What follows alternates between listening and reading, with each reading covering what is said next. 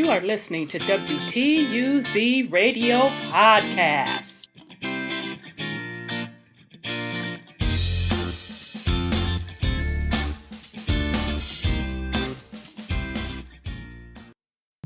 All right, welcome to WTUZ Radio Podcast. I am your host, Rhonda. So apparently I am going to have to make this into a series, Gateway to a New Economy. This is part 5. This should be real quick, but I just wanted to do a follow-up. What we've been talking about for a couple of weeks now is now starting to make it to the mainstream media. I talked to you all about small businesses having a hard time. So small businesses with entry-level or low-income jobs having a problem retaining workers. All right. So a couple things happened last week. The unemployment numbers came out, and they were a lot higher than expected. And last week, they're starting to bring out about the labor shortages on the low income job side of the house. So meaning people are willingly not accepting jobs because it's cheaper for them to collect their unemployment and get their stimmies. Although we told you all this was happening a couple of weeks ago, now they're starting to admit it in mainstream media.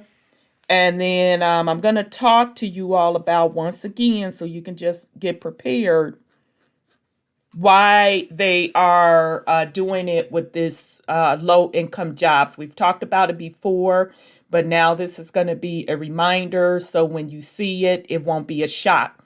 So let's get into the information about folks not wanting to work based on them getting their unemployment check and their stimmies. So this is from Market Watch. A record number of small businesses can't find enough workers to hire NFIB fines. So this came out today. Companies complain of labor shortage despite high unemployment and says it's hurting growth. A record number of small businesses said they could not fill open jobs in April, adding to a growing national controversy over whether extra unemployment benefits are keeping scores of people from re-entering the labor force. Some 44% of small businesses said job opens went unfilled in April, according to the National Federation of Independent Business. The NFIB is the nation's largest small business lobbying group. Small business owners are seeing a growth in sales, but are stunted by not having enough workers, said NFIB chief economist Bill Duncanberg. Finding qualified employees remain the biggest challenge for small businesses and is slowing economic growth. A simmering debate over whether generous jobless benefits have discouraged people from returning to work boiled over Friday after the government reported that the U.S. added a paltry 266,000 new jobs in April. Economists polled by Dow Jones and Wall Street Journal have forecast an increase of 1 million new jobs, with some estimates ranging as high as 2 million. Oh, well, they missed the mark on that. If you thought 1 million and only 266 new jobs, 266,000 new jobs. Anyhow, the U.S. Chamber of Commerce called on Washington to end a temporary $300 federal stipend that is not set to expire until September after the disappointing jobs report. So let's get this clear, which, child, I didn't even know this till after I had checked. But during the pandemic stuff, folks was getting a regular unemployment check from the state. And then the federal kicked in an extra 300 on top of their unemployment check, plus the periodic stimmies coming in. So that would make sense why people in the low income and entry level jobs wouldn't want to work, because hell, probably the 300 a week alone on those entry level jobs, that probably right there covers them working a 40-hour week. So anyhow, the chamber contended that about 1 in 4 unemployment workers earn more from government benefits than they would from their prior job.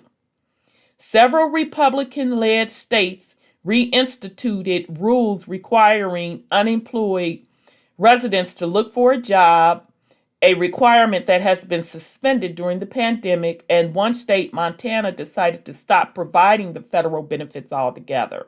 Okay, and I know this morning it was all over the Ohio news that they're going to start requiring folks that's collecting unemployment to start looking for a job also. All right. The idea of a labor shortage in the midst of a pandemic might seem far-fetched just several months ago. The U.S. lost more than 22 million jobs when the C-19 first made its appearance in 2020, and even now it's still missing 8 million jobs.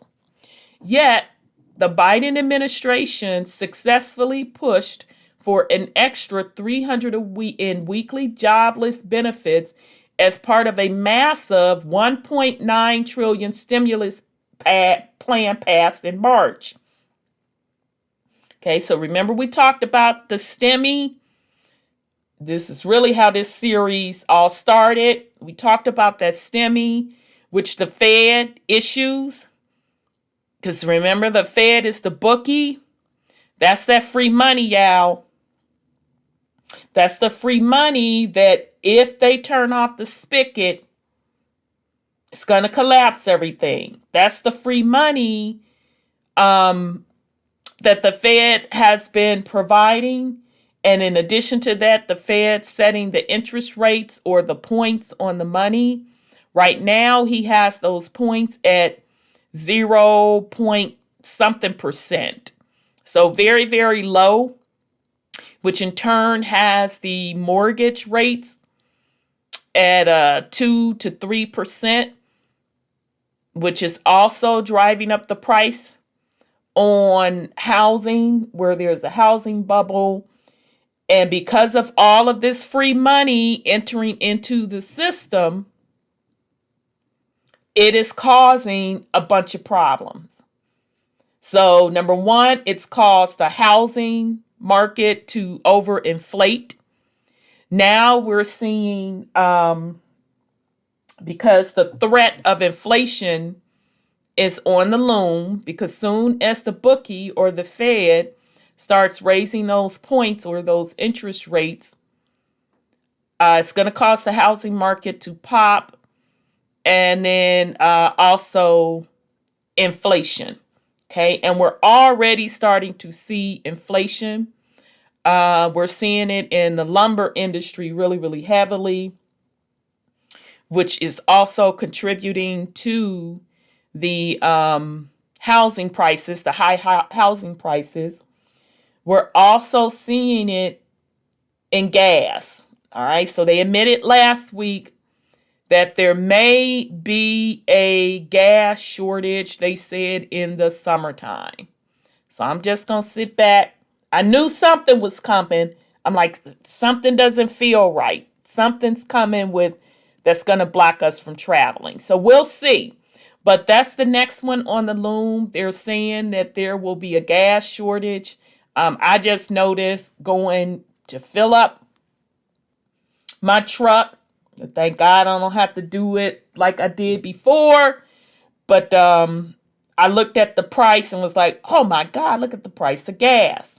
So that's the next one that they're saying to watch out for Food prices, I mean, that's pretty much what all adults do at one point or another. We do go to the little grocery store. We've noticed a tremendous jump in food prices. Okay. A lot of people, the meat eaters out there, I know you all have been complaining about going to the store and the price of meat is just atrocious.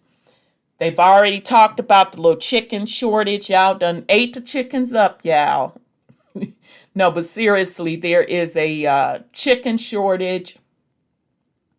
So we've just seen the beginning. Now, some of these shortages, folks are saying it's that way because of the pandemic and the food supplying, the food supply chain has to get back on a regular rotation to smooth out these shortages.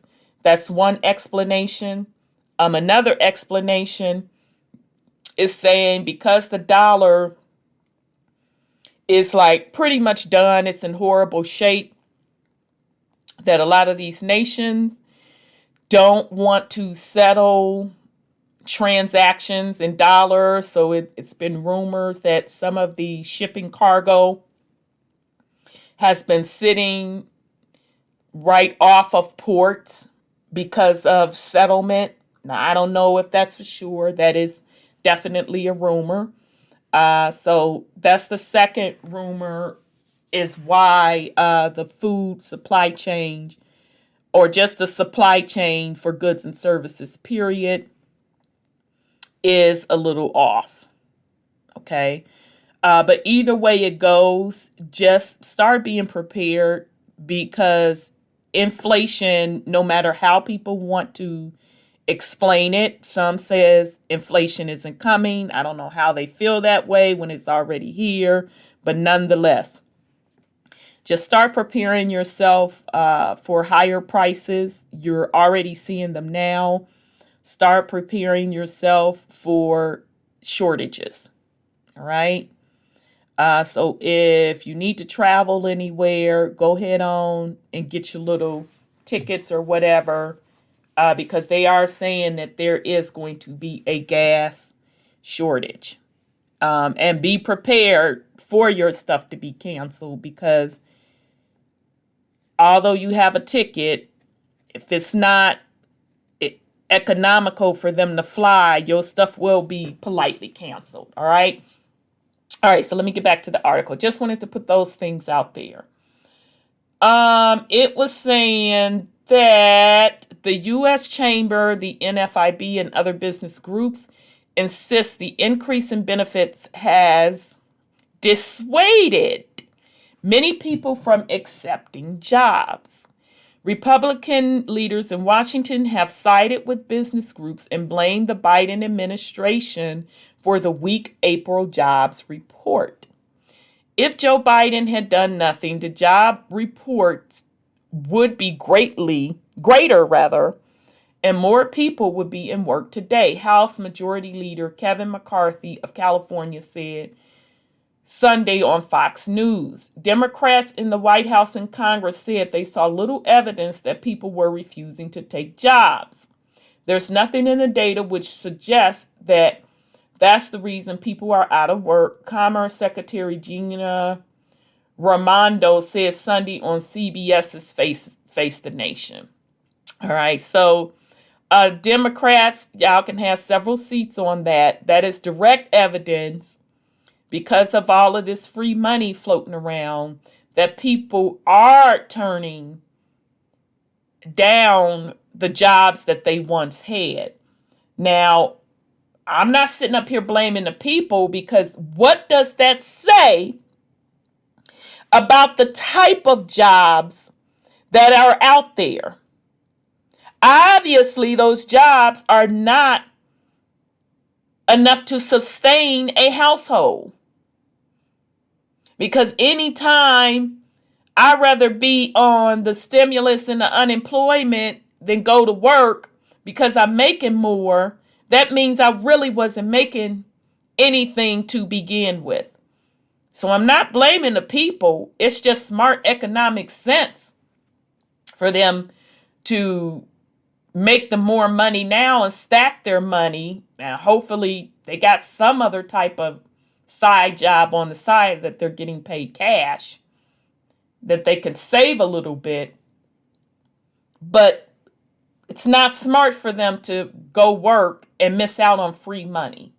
Well, what they perceive as free, because we know nothing is really free.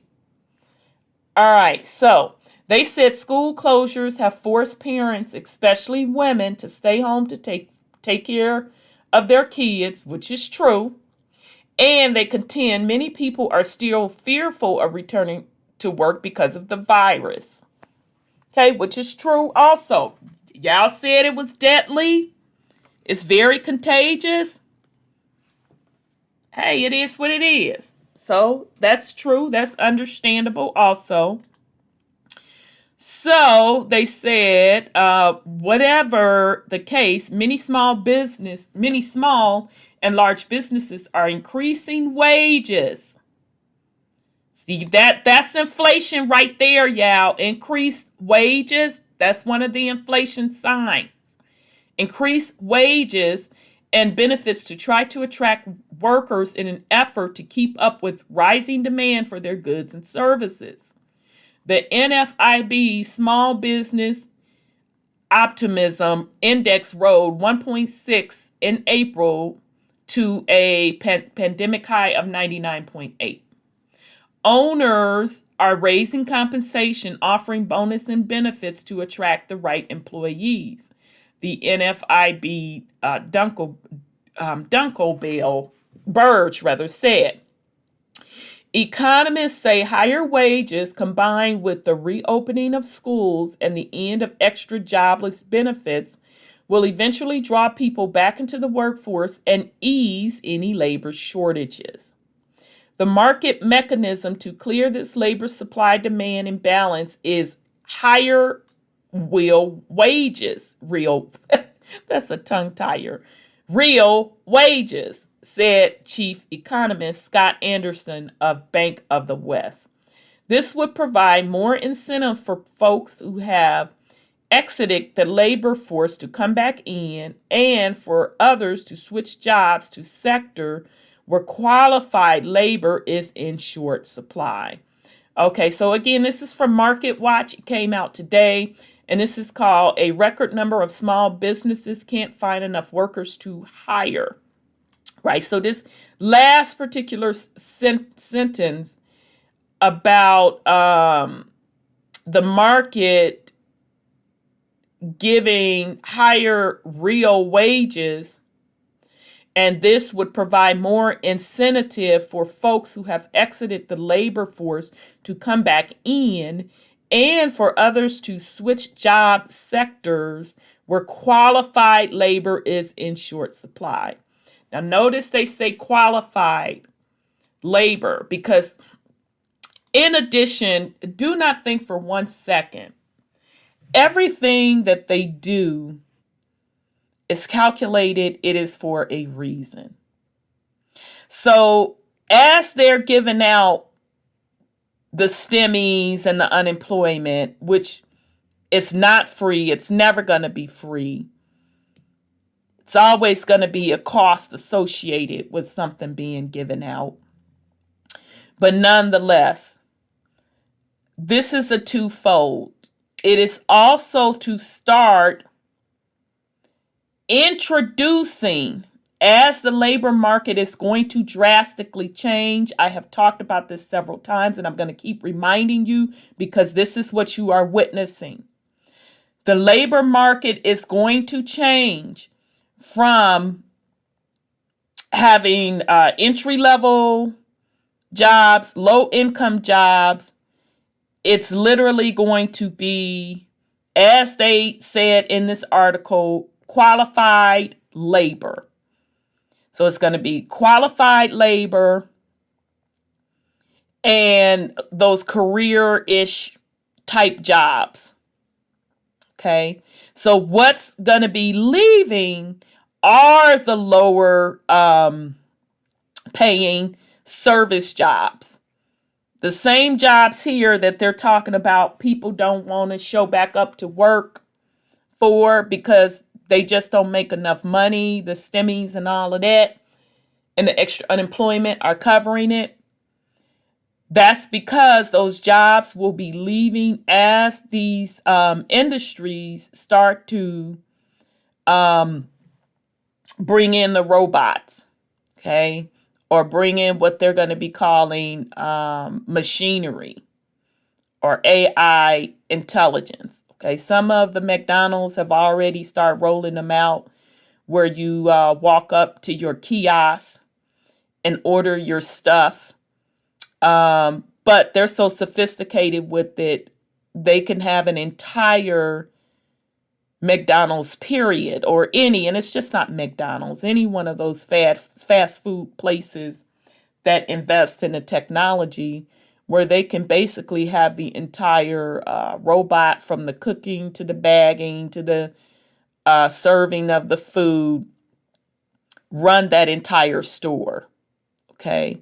And really you only need one person in the back to make sure that the machines operate. So really, even the face or the labor needed for fast food, and this is going to be from grocery stores also, the skill set will change, okay? So you'll always need a manager that understands the industry about, what sells, what isn't going to sell, how to move stuff around. But what's going to grow in that sector are the people that know how to program and fix the robots and all of that jazz. So now that takes a higher skill set level. That's qualified labor, even the manager that understands how the supply chain works in that particular industry, what to put on the shelves when, what's more attractive, all of that jazz. That's qualified labor. So what would be missing out of those pictures are, the folks standing at the counter, taking the money, bagging the food, serving the food, preparing the food. All of that will be replaced with robots. All of it. So think of how many millions of jobs those are. Okay? There's only going to be so many of the qualified labor jobs going around. And even if folks in those particularly lower paying jobs start to train up for qualified labor jobs, there's only going to be so many available. So this whole thing with giving out so much money where people in the lower ended jobs don't want to take those said jobs, they're doing that for a purpose. They're doing it to see, number one, how many people will be comfortable sitting at the crib. And obviously, it's more comfortable to people. And it's understandable, especially for women with children. Especially with women with children with those small babies. Makes total sense. So what they're looking to do, family, we've talked about this before. They're looking to roll out universal basic income. You'll also hear about them. You'll also hear them talk about it. It's named UBI. All right. So this is interesting. How can something be updated?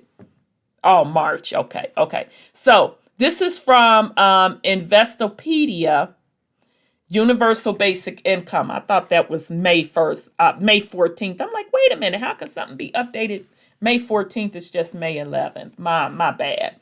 Okay, so this is off in Investopedia, Universal Basic Income. You will also hear them say UBI, right?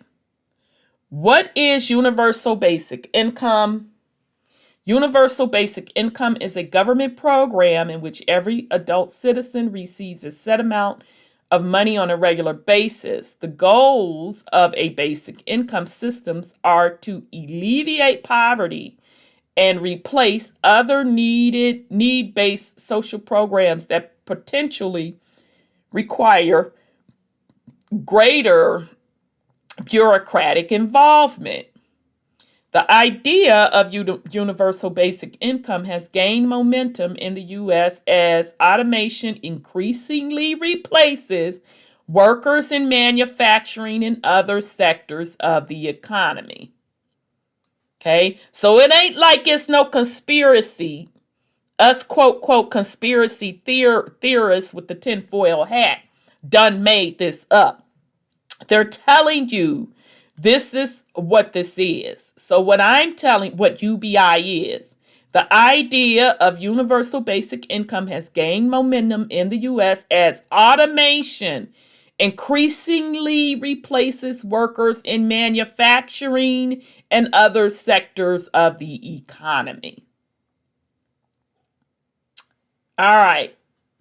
Understanding universal basic income. The idea of providing a basic income to all members of society goes back centuries.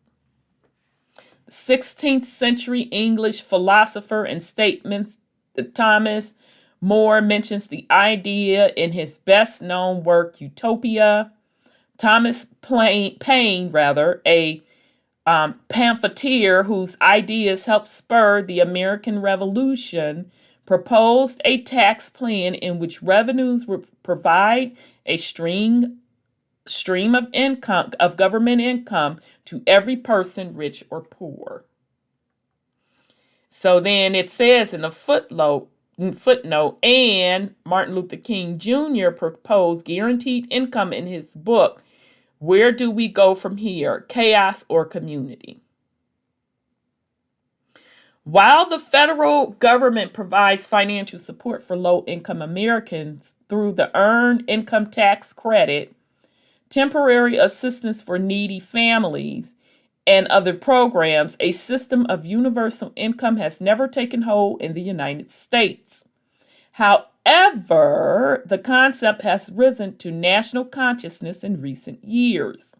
Much of this renewed interest has to do with the fundamental changes to the economy, namely the growth of automation that threatens to leave many Americans without jobs that pay a sustainable wage.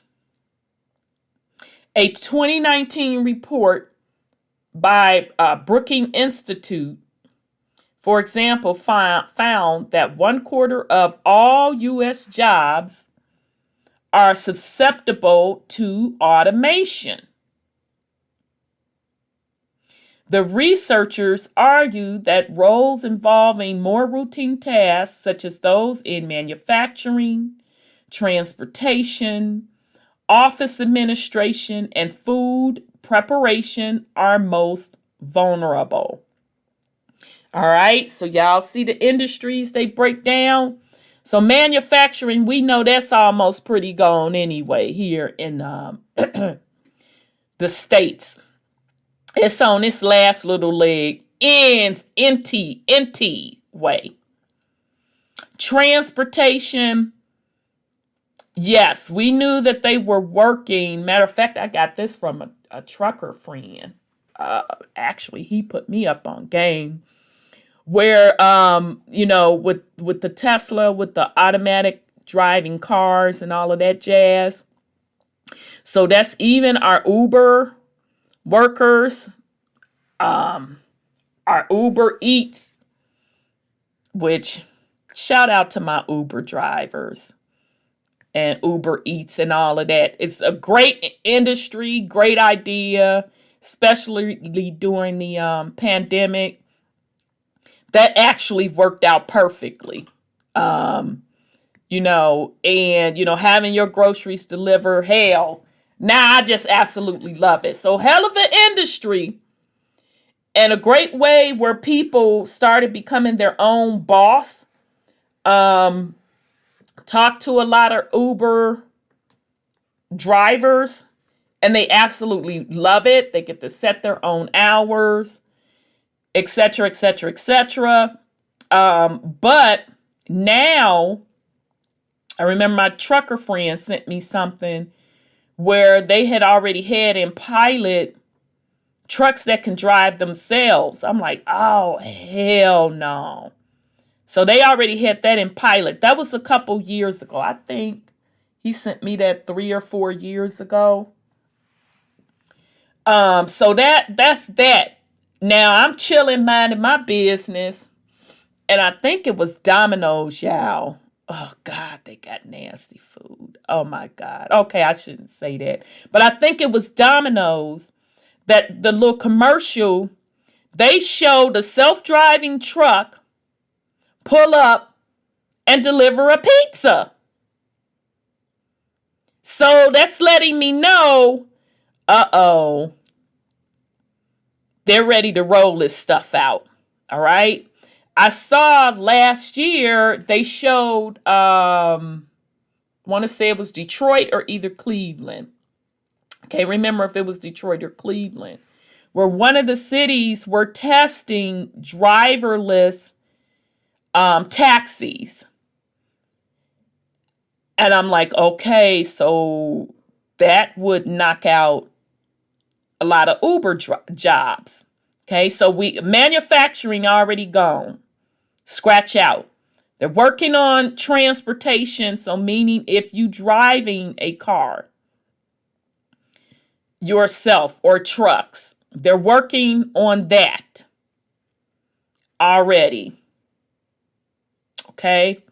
Office administration, hell, they been done that. They just keep twiddling it down.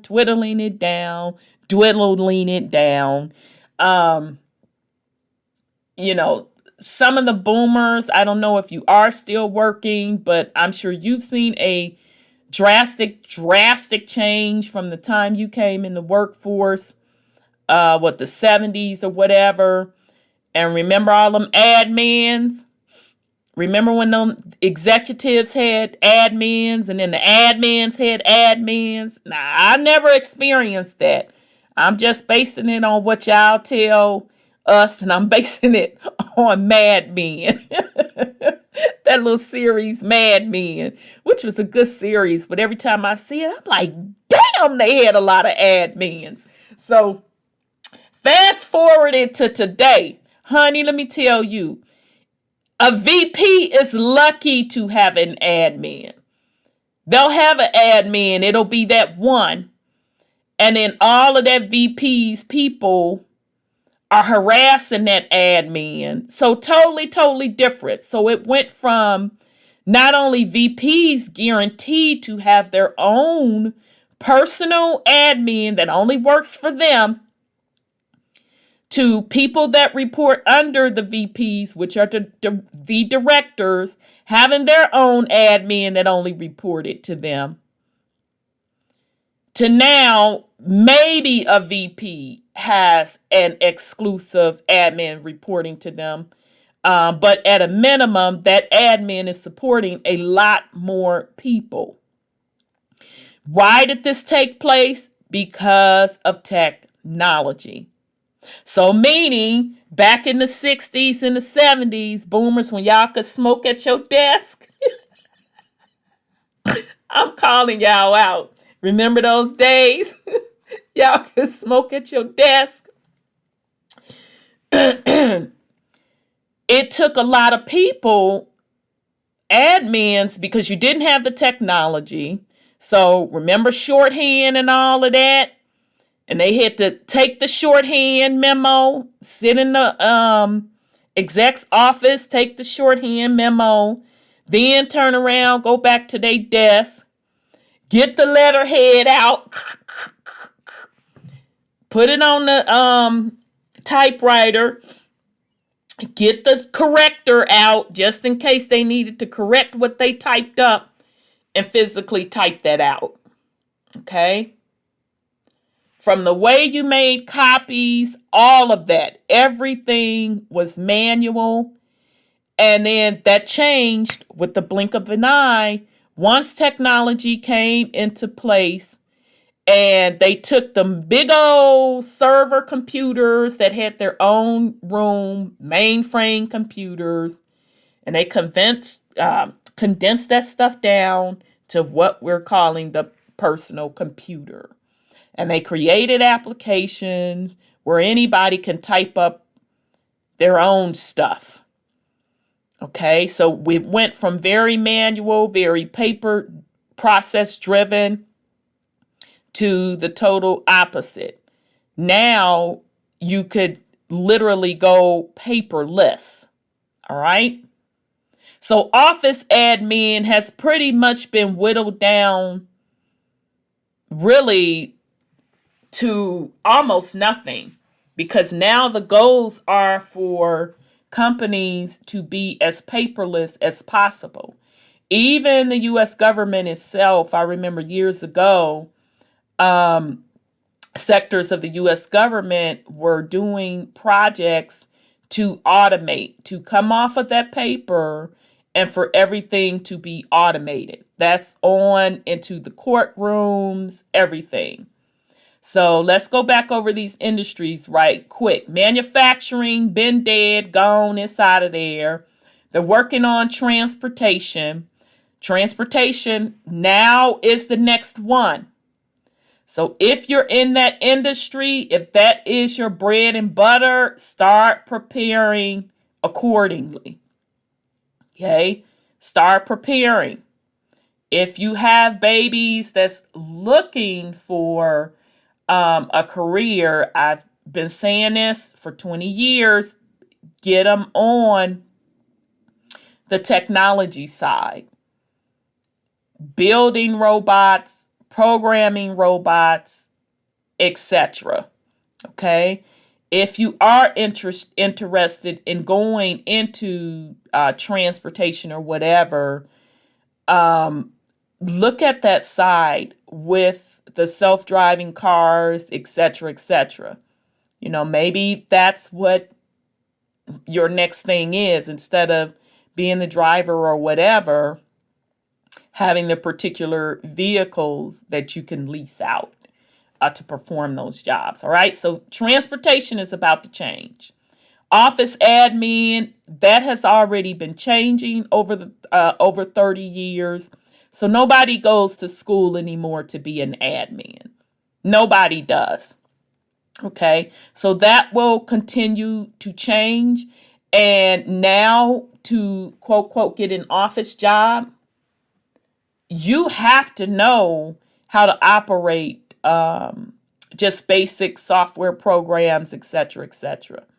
And that's only going to get more, because even on the technology side, now it's going to the place where even in the tech arena, there are tools or software programs that are making it easier for regular folks to create their own reports, where they won't have to be dependent on IT, etc., etc.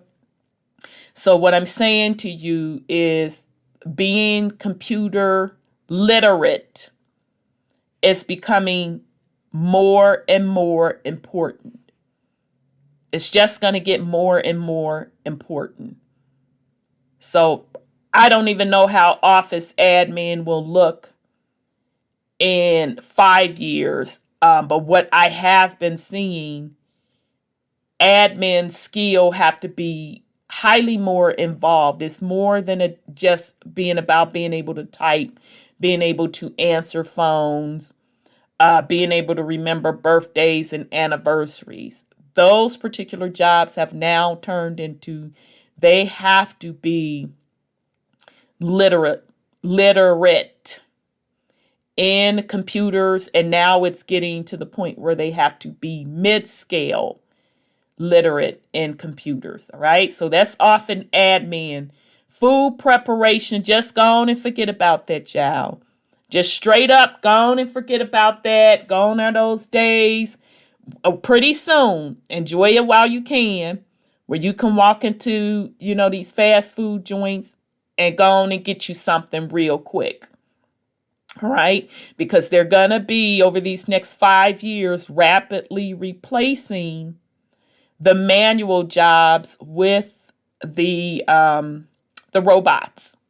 Okay, so a lucrative career would be able to know how to work those said robots, be able to fix those said robots, or be able to program those said robots. All right. So those are those industries. I know I took a little time to go over it, but I wanted to put it into perspective so you all can start thinking about this stuff, because it's already here. I told you all it was coming. Now it's here, and now you're going to see it rapidly progress. All right. So supporters of universal basic income believe a guaranteed payment from the government can help ensure that those who are left behind by this economic transformation avoid poverty. Even if government source income isn't enough to live on, it could theoretically supplement the income from lower wage or part-time jobs they are still able to obtain. Proponents also believe that a universal payment system would make it easier for people to receive assistance who are in need but have trouble qualifying for other government programs. Right? So pretty much they admitting, y'all know how that is. You know, that's why a lot of people can never be able to get on government assistance. Because you don't qualify, but yet you still scratching and surviving. Some Americans seek disability insurance payments, for example, may lack access to the healthcare system, thereby hindering their ability to verify their impediment. Political support for UBI. Many of UBI supporters come from the more liberal end of the political spectrum, including former Labor Secretary Robert Reich and past head of influential service employees international union Andy Stern. However, support from government-supplied income stream has been endorsed by a number of prominent figures on the right as well. Among them is the late conservative economist Milton Friedman, who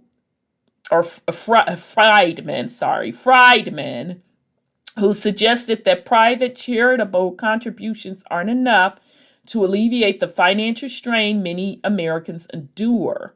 In 1962's Capitalism and Freedom, he argued that a negative income tax, essentially a UBI, would help overcome a mindset where citizens aren't inclined to make sacrifices if they don't believe others will follow suit.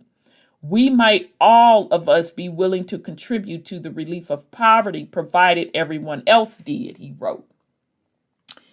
Libertarian philosopher Charles Murray believes that guaranteed income would also cut government bureaucracy.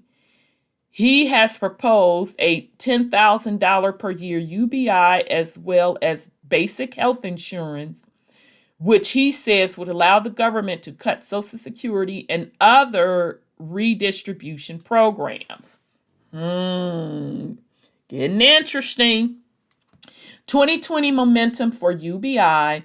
Universal basic income received considerable attention during the stage of the 2020 presidential campaign after our entrepreneur and former Democratic candidate Andrew Yang made the idea a cornerstone of his campaign. Yang's freedom dividends, as he called it, would give every American over the age 18 a $1,000 check every month. Those enrolled in federal assistance programs could continue to receive those payments or opt for the federal dividend instead. Even before the economic slide caused by the pandemic, Yang contended that the labor force participation rate, that is, the percentage of Americans who were working or look for work was at its lowest in decades. The freedom dividend would provide money to cover the basics for Americans while enabling us to look for a better job, start our own business, go back to school, take care of our loved ones, or work towards our next opportunity. His campaign website noticed. Yang's exit from the presidential race hasn't slowed the growing drumbeat for the freedom dividend or a plan like it. Supporters contend that the sudden loss of millions of jobs from the pandemic has exposed the vulnerable nature of the U.S. workforce, especially those in lower paying jobs.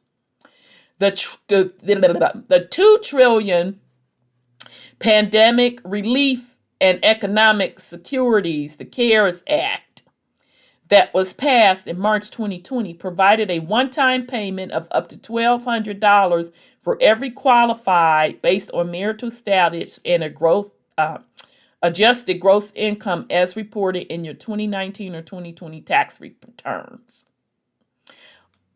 President Biden's American Rescue Plan signed on March 11, 2021 was a $1.9 trillion pandemic relief package.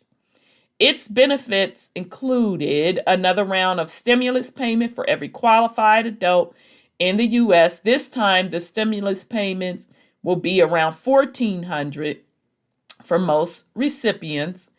Eligible taxpayers will also receive an identical payment for each of their children. Child, I didn't know that's what the STEMI. Child.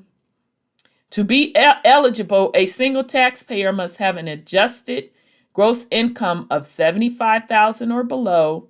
For married couples filing jointly, the number has to be $150,000 or below. And for heads of the household, the adjusted income must be $112,000 or below. Pope Francis, a staunch advocate of the disenfranchised, has framed the issue in moral terms. In an Easter 2020 letter, the Pontiff wrote the following of a universal basic wage. It would ensure and concretely achieve the idea at once so human and Christians at once so human and Christian of no worker without rights. Child. I didn't know Pope Malicious was pushing for UBI. Child. That pretty much confirms what I've been telling y'all for years, that it's coming. It's definitely coming. Criticisms of UBI. Despite its promise to curtail poverty and cut red tape, universal basic income still faces an uphill battle. Perhaps the most glaring downside is cost. According to nonprofit tax foundation Andrew Yang's $1,000 a month freedom dividend for every adult would cost $2.8 trillion each year, minus any offsets from the consolidation of other programs. Okay. Yang proposed covering the substantial expense in part by shrinking the size of other social programs and imposing a 10% value-added tax on businesses. He also proposes ending the cap on Social Security payroll taxes and putting in place a tax on carbon emissions that will contribute to his guaranteed income plan. Whew. That's interesting. So you want to add 10% tax on businesses.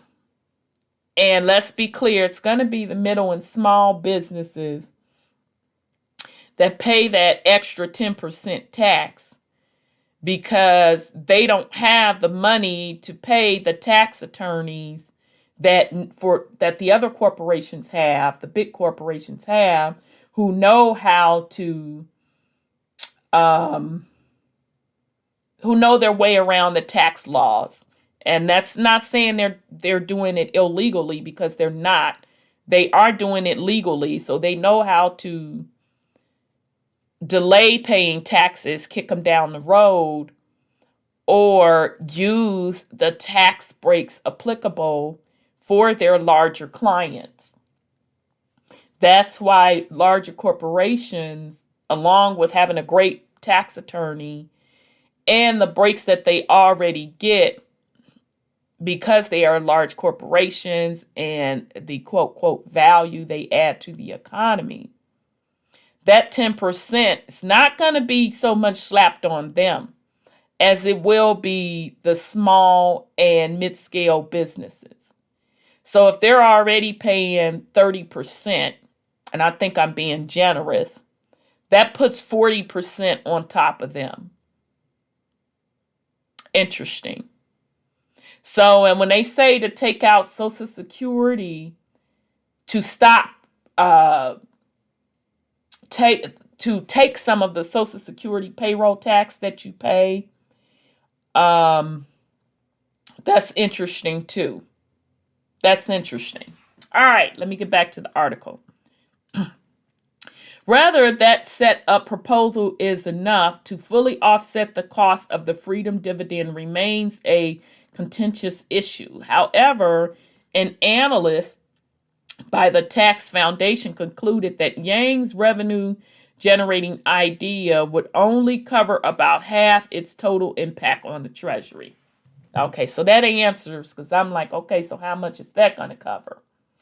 Among other criticisms of UBI is the argument that an income stream that's not reliant on employment would create a disincentive to work. That too has been a subject of debate. Yang has suggested that his plan to provide $12,000 a year wouldn't be enough to live on. Therefore, the majority of adults would need to supplement the payment with other income. The bottom line, recent studies suggest only a weak link between UBI and joblessness. A 2016 analysis by researchers from MIT and Harvard, for example, found that cash transfer programs in developing worlds had little recognizable impact on employment behavior. However, there's little evidence to suggest that replacing traditional welfare payments with a universal basic income would actually increase employment, as some of its proponents suggested. A recent 2-year experiment in Finland, where universal basic income effectively replaced unemployment benefits, concluded that UBI recipients were no more likely to find new employment than the control group. All right, so that was from Investopedia, Universal Basic Income, and that came out in March of this year. So there you had it, family. Didn't want to make this too long. Just pay attention. That's what all of this is really about, folks not working anymore because they're getting more money with the unemployment and the periodic stimmies. Do not think for one bit that the policymakers, and which are the people responsible for implementing the 100 plus year plan, that the real power brokers, the quote, quote, elite 1%, tell them they must put in place. They're behind the scenes watching this play out to see how many people are, willing to stay home. And I think it's proven that they will. And hence, you're going to start seeing them roll out more and more of the robotics. Okay. So just get prepared, family. It is what it is. Hence why we named this series A Gateway to a New Economy, because that is exactly what you are witnessing. Okay. So I wish everyone well on this Tuesday. Take care. Peace and love.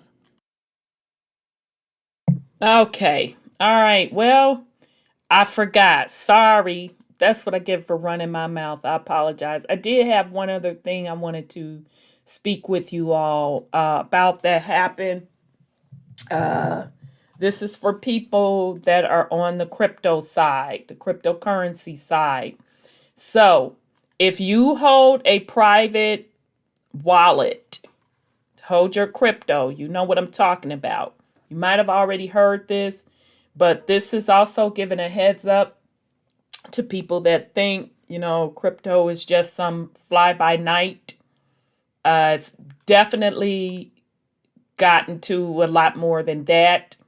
I say that it was planned from the start because crypto came on the scenes in 2008, and I find that highly coincidental around the same time as the 2008 crash. And crypto was used as a black market underground money laundering. So washing of the money. Okay. But now it's kind of semi-gone mainstream, although it's still only 1% of the population that are investing in it and using it. So think about it. Only 1% using it. Okay. But anyhow, this is out of Vice. The IRS wants help hacking cryptocurrency hardware wallets. As more investors and criminals move to hardware wallets to secure their funds, the IRS is looking for a new method to access those wallets in criminal investigation. Now, remember, I told y'all crypto's original reputation was based on an underground money laundering, a way to wash your money. Okay. And dang, y'all, I forget that one movie that shows how it works. A couple of movies have hinted at it, but it was this one movie with this young kid. Matter of fact, dude that plays Snowfall lead now, he was in that movie. Dang, I can't think of the movie. It was a funny movie too, where it showed the money laundering scene with crypto. But anyway, the IRS is looking for help to break into the cryptocurrency hardware wallets, according to a document posted on the agency website in March of this year. Many cryptocurrency investors store their cryptographic keys, which confer ownership of their funds with the exchange they use to transact or on a personal device. Some folks, however, want a little more security and use hardware wallets, small physical drivers, which store a user's keys securely, unconnected to the internet. The law enforcement arm of the tax agency, IRS, criminal investigation, and more specifically, its digital forensic unit, is now asking contractors to come up with the solution to hack into crypto wallets that could be of interest in investigations, the document states. The decentralization and anonymity provided by cryptocurrencies has fostered an environment for the storage exchange of something of value outside of the traditional purview of law enforcement and regulatory organizations, the document reads. There is a portion of this cryptographic puzzle that continues to elude organizations. Millions, perhaps even billions of dollars exist within crypto wallets. So I've already told y'all this is nothing new with the crypto market being used as a way to wash money or clean up dirty money. So I find it interesting that now all of a sudden they want to hack wallets. Okay, so you want to hack it now that it's starting to really take off? And it's going to move beyond 1% investing in crypto to majority investing in crypto relatively soon here. And the 1% that have been in crypto for quite some time now and are building up wealth, now you want to know what's on their personal crypto wallet. But you say it's for criminal investigation. Okay. Oh, okay. All right. I'll keep going. The security of hardware wallets present a problem for investigators. The document states that agencies may be in possession of a hardware wallet as part of a case, but not be able to access it if the suspect does not comply. This means that authorities cannot effectively investigate the movement of currencies, and it may prevent the forfeiture and recovery of the funds.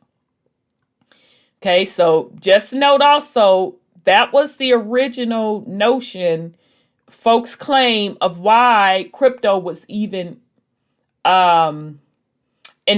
It was to be a way to be decentralized from the current currency system, and also specifically from the Fed Reserve. All right. So in a conspiracy folk world, that was the whole hoopla behind the story of crypto. It was to replace the banks. Right. But as we start getting more information, you do more research, you kind of put two and two together. And it's to replace the banks. It's just really a remix. But that's yet a separate podcast. All right. That's why the IRS wants research and contractors to come forward with the solution to hack into hardware wallets. Crucially, the IRS does not want a one-off solution, but tools that can reliably use it in multiple cases going forward. The explicit outcome of this contract is to tame the cybersecurity research into measured, repeatable, consistent digital forensic processes that can be trained and followed in a digital forensic laboratory, the document says. All right, it says, while the desire for a reusable tool makes a lot of sense, it's also what makes this request so challenging, according to Andrew Tierney, a security researcher who has done research into cryptocurrency hardware wallets. Hardware wallets are really getting quite secure now, with a lot of research into them. You might be able to find issues in a few, but to have ready-made exploits to work against lots of them is going to be very hard. Tierney, who is also a cyber Gibbons, told Motherboard in an online chat. Another challenge, of course, is that the funds aren't actually on the wallet, just the keys. If the owner knows they are attacking it and can act, the funds can be moved.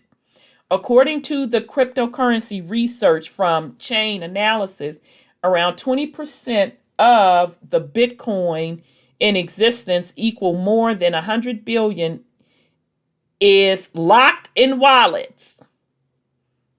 So y'all get that? 100 billion people have it outside of the digital system. So now this just me. I just put this on me. I'm not going to put it on the author of this article. I'll put it on me. They want to be able to hack these things to make sure people pay taxes on the cryptocurrency earnings that they have. Okay? Because there are really a lot of millionaires already on paper. They're just sitting on their crypto stuff. All right? And there's millionaires right around the corner in the making as they sit on their crypto stuff that have yet to blow up that will blow up. So meaning that's a lot of tax money that they're looking to collect. The IRS has recently signaled its intent to track and enforce against fraud related to cryptocurrency even more closely than it has in the past. Okay, so I just gave you the reasons why. There's a lot of multimillionaires already, and there's more to come in that crypto space. In March, the agency announced Operation Hidden Treasure, which has the goal of ferreting out undeclared cryptocurrency gains. Okay, so they admitted it in the little article. I didn't know if they was going to be bold enough, honey. The document makes no mention of that operation, and it is unclear if it is connected to it or not. It is. That's me saying and not them, but I'm telling you it is. They want to collect them tax revenue on those newly millionaires. Regardless, as more and more criminals choose hardware wallets to protect their ill-gained bitcoins, the feds clearly want methods to access them to find key evidence. For some, however, there may be easier and cheaper solutions. It seems like overkill. Nicholas Weaver, a senior researcher at the International Computer Science Institute at UC Berkeley, told Motherboard in an online chat. For most of these devices, a choice of either give us the password or rot in jail for contempt might be sufficient. All right, touche, UC Berkeley man. Okay, family, I promise you that's it. I did just want to give you what the Alphabet Boys are up to regarding cryptocurrency, being able to hack the wallets, and that's the reason why. It also proves the point that crypto is not going anywhere. It's just going to grow bigger and bigger. All right, so that article was from Vice, and it's called "The IRS Wants Help Hacking Cryptocurrency and Hardware Wallets," and that came out April 29th.